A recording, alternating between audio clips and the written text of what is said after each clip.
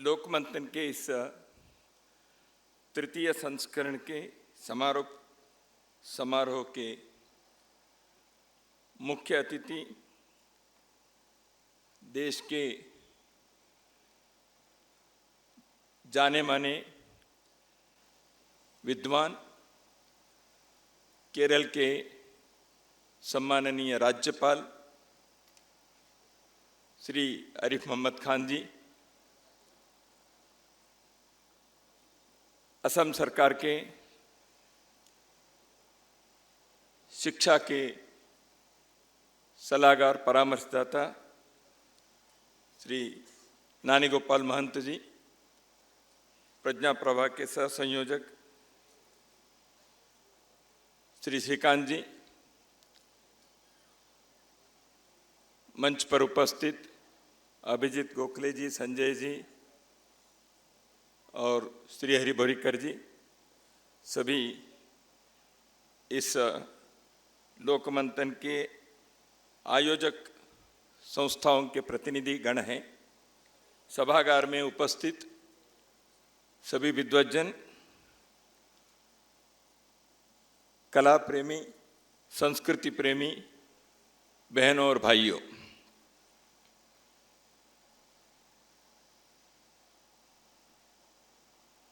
मैं 3 दिन से इस लोकमंथन के तृतीय आवृत्ति में, 3rd एडिशन कहा गया है, इसमें मैं उपस्थित हूँ। उद्घाटन कार्यक्रम से मैं कई सत्रों में रहा हूँ और लोकमंथन के तीनों संस्करणों में भी रहा हूँ, भोपाल, रांची और गुवाहाटी में। और अभी तक इस विषय का मैंने टालता रहा था, लेकिन इस बार मैं दबाव के मजबूरी में आ गया, इसलिए मंच पर आया। वैसे 3 दिन से लोकमंथन के इस वर्ष के जो मुख्य विषय वस्तु है, थीम है लोक परंपरा, इस संदर्भ में इतने सत्रों में, इतने आयामों में सुनने के पश्चात, विचार मंथन होने के बाद अब मेरे लिए कुछ कहना चाहिए ऐसे मेरे मन में तो नहीं है। मुख्य अतिथि महोदय के लिए एक सुविधा है, आप सत्र में नहीं थे इसलिए आपके लिए बोलने के लिए विषय रहता है। मैं सत्रों में भी रहा हूं, इसलिए कुछ भी मैं बोलूं लोग कहेंगे ये तो रिपीट कर रहा है, तो इसलिए ये थोड़ा सा संकोच और भय मेरे मन में है। लोकमंथन यह राष्ट्र सर्वोपरि ऐसे जो सोचते हैं, विचार करते हैं और ऐसे जीने के लिए प्रयत्न करते हैं, ऐसे विचारकों एवं कर्मशीलों का राष्ट्रीय विमर्श है। It is a colloquium of nation first thinkers and practitioners. जब इस विषय को, इस पंक्ति को रखने का विचार हुआ प्रथम संस्करण में, इसके पीछे एक सोच रहा है, विचार करके इसको कहा है। सामान्यतः इस प्रकार के विषयों के संदर्भ में जब बात होती है, सामान्यतः देश के बारे में सोचना यह समाज के विद्वज्जनों के, चिंतन करने वाले लोगों के, बुद्धिधर्मी लोगों के काम है। इसलिए विचारक लोग इस प्रकार के विषय के बारे में सदियों से बोलते भी रहे, लिखते भी रहे, चर्चा करते ही रहे हैं। लेकिन मौन रूप से जो ज़्यादा बोले नहीं, मंच से तो बोले ही नहीं, लेकिन राष्ट्र के आत्मा के अंतःसत्व को सुदृढ़ करने का, मजबूत करने का, उसको चैतन्य युक्त बनाकर रखने का, उसको पीढ़ी दर पीढ़ी वह चलते रहे इस प्रवाह को अक्षुण्ण रखने का प्रयास जिन्होंने अपने जीवन में किसी भी प्रतिफल के आकांक्षा न करते हुए जिन्होंने किया, ऐसे लोगों को भी इस प्रकार के आयोजन में प्रमुखता से जोड़ना चाहिए।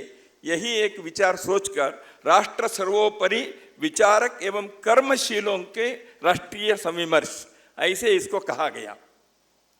मित्रों, हम जानते हैं जिस लोक परंपरा के संदर्भ में इस बार के विषय हुआ, पिछले बार भी रांची में भी कई इस प्रकार के विषय हमने चर्चा की थी, तो उसमें जो विषय अभी यहाँ 3 दिन हम लोगों ने मंथन किए हैं,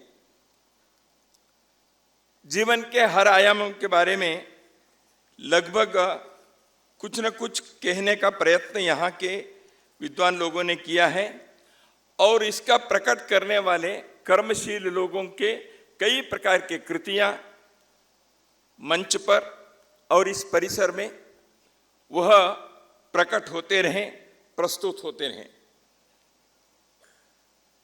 समाज में ये 2 अलग अलग नहीं हैं। लोग सामान्यतः फोक इस शब्द से जो इसका अनुवाद होता है वह नहीं है, इसे लोक मंथन ने पहले ही कहा है, इसलिए एक पुस्तक की रचना भी इस लोक मंथन से पूर्व प्रकाशन के रूप में हम लोगों के प्रस्तुत आया ही था, लोक बियॉन्ड फोक।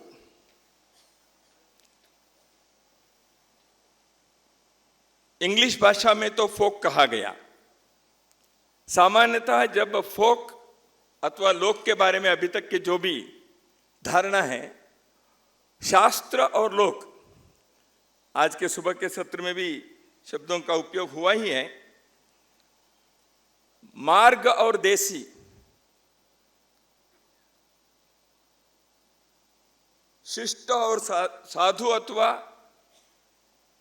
सामान्य लोगों के, साहित्य के संदर्भ में कहना है तो लिटरेरी एंड कोलोक्वियल, ग्रांथिक और वाचिक, इस प्रकार के एक दोनों के बीच एक अंतर है, ऐसे कहने का प्रयास बहुत बार चर्चा में, विचार गोष्ठियों में, सेमिनार्स में, साहित्य के भिन्न भिन्न लेख प्रलेखों में हम देखते हैं। क्या वो ठीक है?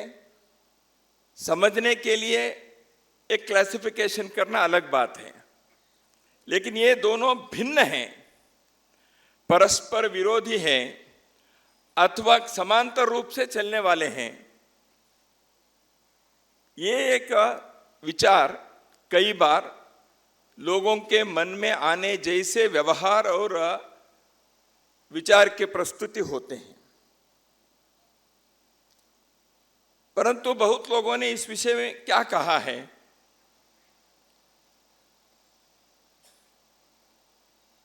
वासुदेव शरण अग्रवाल जी ने इस संदर्भ में जो कहा वह हम लोगों के लिए पाथेय है, इसे मैं मानता हूं।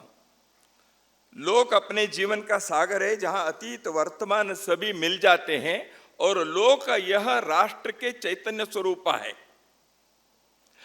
लोक के राष्ट्र की जो लोकाभिव्यक्ति है, राष्ट्र की जो लोकाभिव्यक्ति है, वह कई बार ओझल हो जाता है जब मार्ग और देसी, लोक और शास्त्र, इस प्रकार के एक विभाजन से।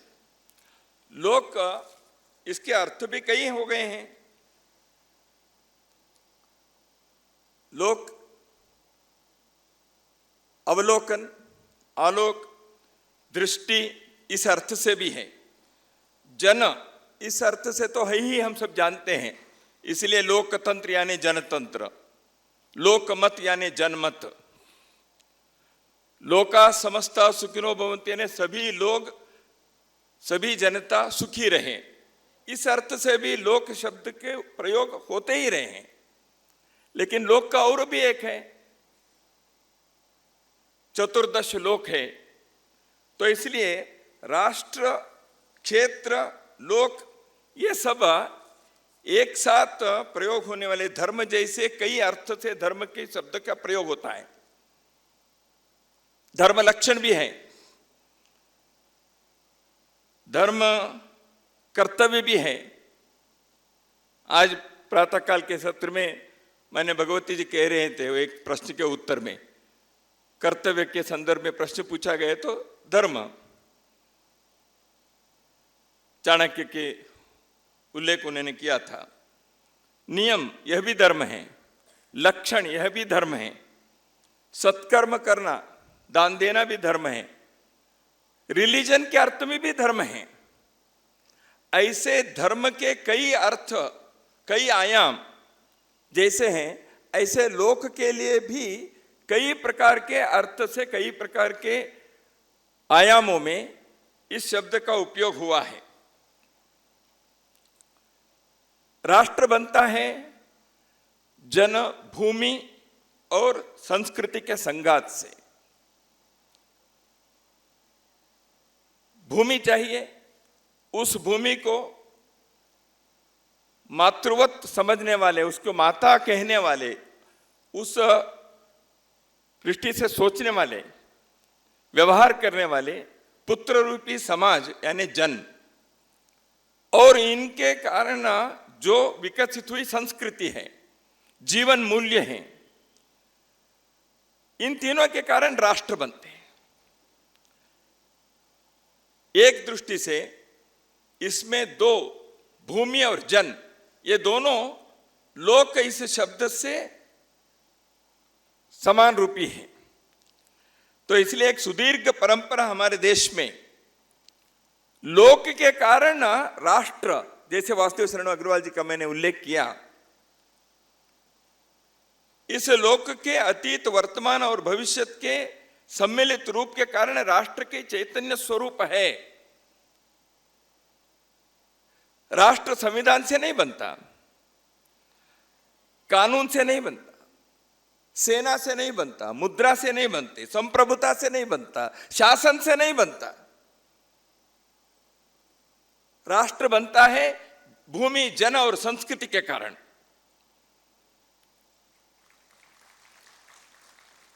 ये सब रहेंगे तो बाकी सब संविधान, कानून, नियम, सेना, मुद्रा वगैरह वगैरह वगैरह संभव है। भूमि पर जन न रहते हुए भी, एक भूमि पर विश्व में कई जगहों पर बिखरे हुए, फिर भी वह राष्ट्र इजराइल 2000 वर्षों तक जीवित रहा। यहूदी लोग इजराइल के अपनी मातृभूमि पर नहीं रहे, उनके वह राष्ट्र जो है वह उनके मस्तिष्क में, चेतना में, उनके परंपरा में, उनके बोलचाल में, हर पीढ़ी को उन्होंने ट्रांसमिट किए हुए भावनाओं के तरंगों के कारण राष्ट्र जिंदा रहा। इसलिए राष्ट्र जिंदा रहने के लिए लोक के यह भावना आवश्यक है,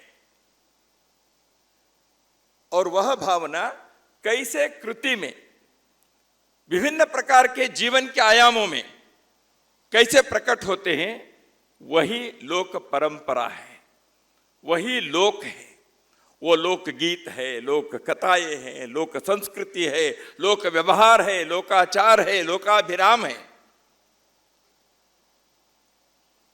तो इसलिए हम देखते हैं लोक के साथ जुड़े हुए कितने बातें जीवन के हर आयाम में राष्ट्र के अभिव्यक्ति को लोक ने किया है। वह कला संगीत में की है, उद्योग में, उद्यम में, कृषि में, खाद्य वस्तुओं में, चिकित्सा पद्धति में, ज्ञान विज्ञान के विभिन्न आयामों में, ऐसे लोक के जो अभिव्यक्ति है यह भिन्न भिन्न प्रकार से हुआ है। इसलिए लोक केवल जनजाति से संबंधित है, ग्रामीण क्षेत्र के हैं, ऐसे नहीं है। व्यावसायिक ज्ञान, पाठ्य शास्त्रीय ज्ञान केवल से नहीं, लेकिन अनुभवजन्य ज्ञान से जीवन चलाने के जो पद्धति है वह लोक है। सामान्यतः लोग कैसे सोचते हैं? जो पुराने लोगों ने अपने अनुभव से शास्त्र, पाठ्य, टेक्स्ट, बुक्स, ग्रंथ इसमें जो बना के रखा है उसी के आधार पर हमें ज्ञान मिलते जाते हैं। नहीं, भारतीय ज्ञान परंपरा में, Indian knowledge system and tradition में अनुभवजन्य, अवलोकन आधारित, प्रयोग से निकले ज्ञान केवल पाठ्य पुस्तकों तक, ग्रंथों तक सीमित नहीं रहा। इसलिए यह परंपरा सदियों, हजारों वर्षों तक चलती रही। वह राष्ट्र को सुदृढ़ किया। वह परंपरा ने राष्ट्र को जीवंत और चैतन्ययुक्त रखने में सफल हुआ। तो इसलिए इतने सदियों के बाद भी आज भी उसको हम यहां देख सकते हैं। इतने संघर्ष हो गए, इतने देश के अंदर आक्रांता आए, इतने प्रकार के राज्य बदले, फिर भी आज क्यों हैं? क्योंकि वो जीवन के व्यवहार में है, घर घर में है, बोलचाल में है। एक घर से सदियों से निकले हुए कला के जो प्रकार है वो उनके हाथों के अंगुली में है। तो इसलिए उस घर के अगली पीढ़ी के लोग उसी कला को उसी प्रकार करने में सफल हो गए। सभ्यता के यह प्रवाह, संस्कृति की यह धारा लोक के कारण यह जीवित रहा है, यह हम जानते हैं। लोक प्रकृति, पंचतत्व, पारमार्थिक, पर्व, मनुष्य की प्रवृत्तियां, इन सारे विषयों के बारे में लोक ने अपने भिन्न भिन्न प्रकार से व्यक्त करने के प्रयत्न किया है। वो गायन से किया है, गीतों से, कहानियों से किया है, वो नाट्य से, नृत्य से, संगीत से किया है, वो चित्र से, शिल्पकला से, हस्तकला से किया है। जीवन के उन्होंने उत्सव के रूप में उसको मनाया है। तो इसलिए लोक ने जीवन को कैसे बना के रखा?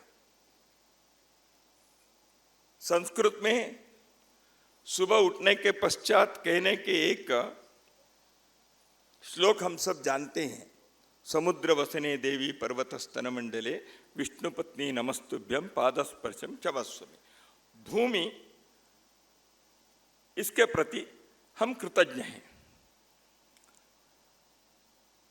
यहाँ के लोकमंथन के कीनोट एड्रेस पद्मश्री सम्मानित कपिल तिवारी जी ने इसी मंच से जब किया, उन्होंने लोकमान्य माताओं के बारे में उन्होंने कहा, भूमाता, प्रकृति माता, नदी माता, गौ माता, अपनी माता, भाषा जो मातृभाषा है वह, और जगन माता, ये सप्त माताएं हैं। लोक ने इन सारी माताओं के बारे में किसी न किसी प्रकार से अभिव्यक्त करने का प्रयत्न किया है।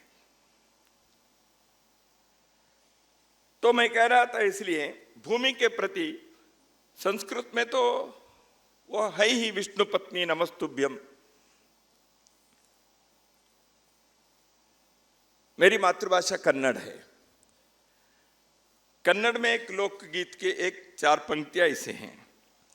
ಬೆಳಗಾಗಿ ನಾನೆದ್ದು ಯಾರ್ಯಾರ ನೆನೆಯಲಿ ಎಳ್ಳು ಜೀರಿಗೆ ಬೆಳೆಯೋಣ, ಎಳ್ಳು ಜೀರಿಗೆ ಬೆಳೆಯೋಣ ನನ್ನವ್ವ ಭೂತಾಯ ನೆನೆದೇನ। मैं सुबह उठकर किस किस को मैं स्मरण करूं? तिल और जीरा उगाने वाली मेरी मां भूमाता को मैं नमन करते हुए उसका स्मरण करती हूं। वो एक गांव की महिला, उसने समुद्र वसने देवी पर्वत स्तन मंडले इतने व्यापक रूप से नहीं देखा होगा। उसने देखा अपने खेत में तिल और जीरा ये उग रही है, ये मेरी मां है। इस भूमि माता को कल्पना वही है, धारणा वही है, मन वही है, शब्द अलग हो सकते हैं क्योंकि ये अनुभवजन्य है, टेक्स्ट से नहीं है, ग्रंथ से नहीं सीखा उसने। उसने रोज देखा मेरे खेत में वहां तिल और जीरा उग रहा है, तो क्यों? ये भूमि माता के, ये मेरी मां के कारण है, इसलिए इसको मैं सुबह उठते ही प्रातः काल उसके मैं स्मरण करूं। तो लोक राष्ट्र के अभिव्यक्ति कैसे करता रहा है, इसका एक उदाहरण बंगाल में एक खानर बचन ऐसे है। एक महिला कोई 12वीं सदी में थी, खाना उसके नाम होगा। उसने कई प्रकार के हजारों पंक्तियां उन्होंने उनके द्वारा रची गई हैं। वो कृषि के बारे में, सारे खेत के कृषि के भिन्न भिन्न प्रकार के प्रयोगों के बारे में, खाद के बारे में, गोबर के बारे में, बीजों के बारे में, कृषि कैसे करनी चाहिए इसके पद्धतियों के बारे में, कौन से नक्षत्र कौन से वर्षा में कैसे बीज बोना चाहिए इसके संदर्भ में 12वीं सदी के इस महिला ने जो खानर बचन इस लोकगीत में जो है वह आज भी एक दृष्टि से शास्त्रीय कृषि पद्धति के लिए अनुकूल ऐसी पंक्तियां हैं जो एक अनपढ़ महिला ने अपने वाणी से बनाकर रख दी। तो इसलिए जीवन के इतने आयामों में जो निकली हैं, लोक यह इतनी भूमि पर हम लोग भिन्न भिन्न प्रकार के मनुष्यों को, उनके विविधताओं को देखते हैं, अनुभव करते हैं। अभी नानी गोपाल महंत जी ने नॉर्थ ईस्ट के संदर्भ में विशेष रूप से उन्होंने आग्रह करते हुए कहा, this is the best place for celebrating लोक परंपरा। इतनी विविधता है, इतनी परंपराएं, बिल्कुल आपने ठीक कहा। लेकिन इसने अपने भूमि के बारे में अथर्ववेद में कहा गया, जन्म विभ्रति बहुधा विवाचसम नाना धर्माणम पृथ्वी यथौकसम सहस्रम धारा द्रविणस्य में दुहाम ध्रुवेव धेनुरन स्फुरंती। अथर्ववेद के इस पंक्तियों के अर्थ यह है कि हमारी मातृभूमि नाना भाषा तथा नाना कर्तव्य करने वाले मनुष्यों को एक घर के समान, एक परिवार के समान धारण करती है। अर्थ डजंट मेक एनी डिस्क्रिमिनेशन। ये भूमाता किसी को पानी को मना नहीं करना है, लोक परंपरा है।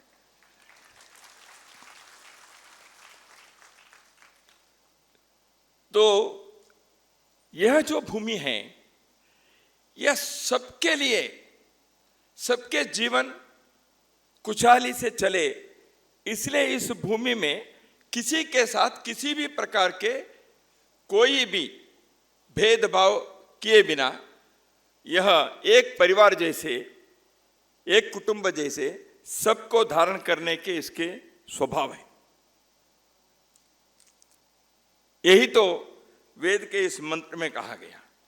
इतनी विविधता है, इन सारे विविधताओं के बीच एक एकत्व जो है, एकता जो है इस बहुत्व के बीच, उसके प्रति लोक परंपरा ने हमेशा ध्यान रखा है।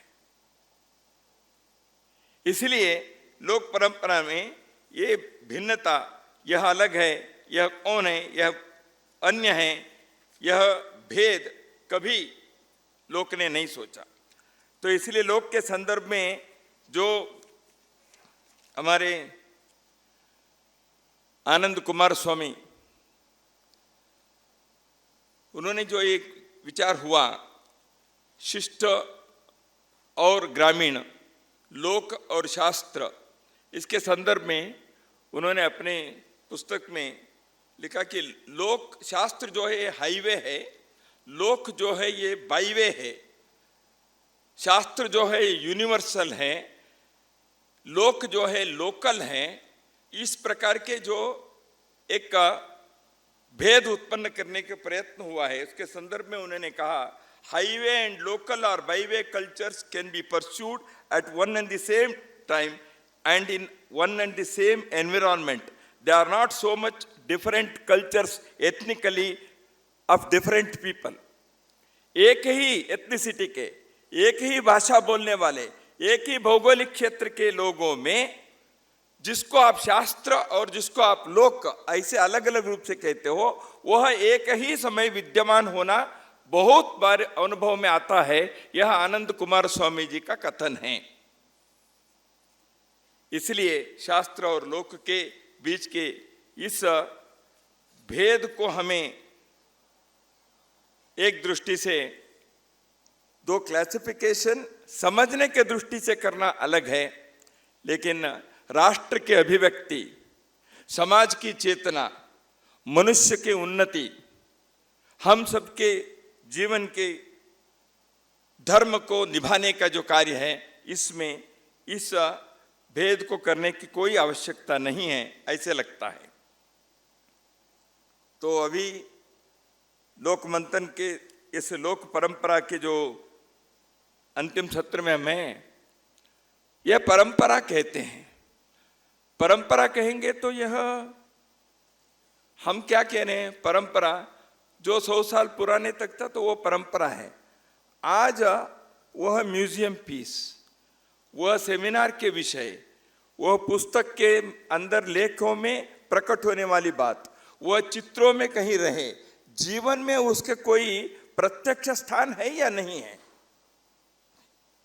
यह यदि परंपरा है, उस परंपरा को अगली पीढ़ी में देते हुए अपने को उसको जीवन में प्रयोग और अनुभव करते रहना, तभी वो परंपरा होती है। जिस समाज ने इस परंपरा को रोक दिया, अगली पीढ़ी को उसको देने के लिए समर्थ नहीं बना, अपने लिए वो प्रयोग करने के परिश्रम उसने नहीं किया, वो परंपरा टूटती है और वह म्यूजियम पीस बनकर रह जाता है। अपने को तय करना है, इस लोक परंपरा को आगे बनाकर रखना है या इसको म्यूजियम में रखने लायक अपने पीढ़ी के बाद समाप्त करनी है। इसलिए लोकमंथन ने यह सोचा, विचारक और कर्मशील लोग इकट्ठे आए, इस परंपरा को जीवित रखना और अगली पीढ़ी को भी और सुदृढ़ बनाकर, और सुपुष्ट बनाकर, और समृद्ध बनाकर हम कैसे दे सकते हैं, यह विचार होने चाहिए। इसलिए जैसे कपिल तिवारी जी ने कल कहा था, लोक ने कभी राज्य के तरफ नहीं देखा अपने अस्तित्व के लिए। राज्य के सहायता से लोक अपने को जीवित रखने के, अपने को विकसित करने के लिए कभी प्रयास नहीं किया। उसने राज्य के तरफ देखा ही नहीं है। क्या आज हम कैसे कर सकते हैं? परंतु अपने समाज सोचता है सरकार ये करे, कल्चर मिनिस्ट्री ये करे, एजुकेशन मिनिस्ट्री ये करे। हजारों वर्षों से राज्य शासन से किसी भी प्रकार के सहायता के बिना जिन विषयों के बारे में 3 दिन हमने यहां मंथन किए, वो सारी बातों को हमारे अनपढ़ ग्रामीण लोगों ने लोक परंपरा जिसको हम आज सेलिब्रेट करते हैं, उसको जीवित करने का अद्भुत प्रयास उन्होंने किया। कि लोकतंत्र में यह जनता के ही शासन होने के कारण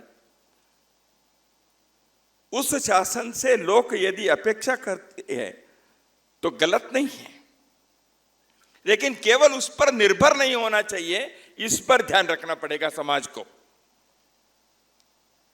तो इसलिए लोक परंपरा को अपने अपने स्थान पर, अपने अपने परिवेश में, अपने अपने भौगोलिक क्षेत्र में वहां के परंपरा के अनुरूप विकसित करने का एक विकेंद्रित प्रयास सर्वदूर होना चाहिए।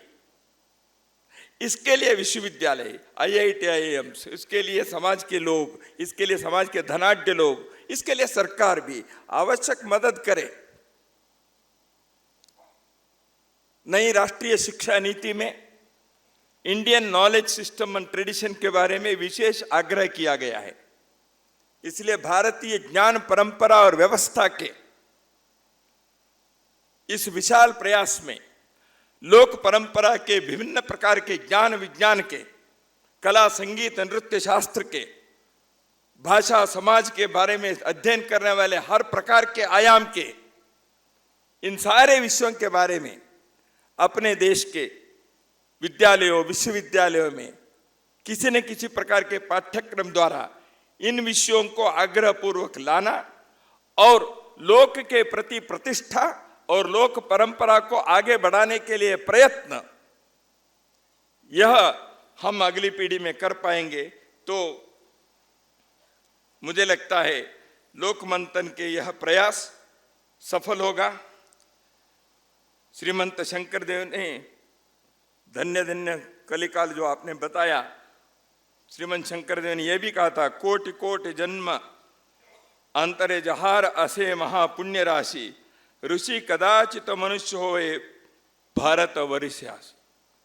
इस भारतवर्ष में मनुष्य के नाते, ऋषि के नाते, विद्वान के नाते, सामान्य व्यक्ति के नाते भी हम इस भारत में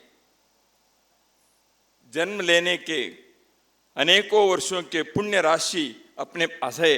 वह पुण्य राशि के प्रवाह, वह पुण्य राशि के यह गंगा निरंतर बहते रहे और लोक मंथन के यह प्रयास, उस दृष्टि से हम लोगों को आवश्यक चेतना, आवश्यक प्रेरणा और आवश्यक कर्म करने के रास्ता मार्ग दिखाएं, ऐसे मैं कामना करते हुए मेरे वाणी को यहीं विराम देता हूं। सभी को नमस्कार।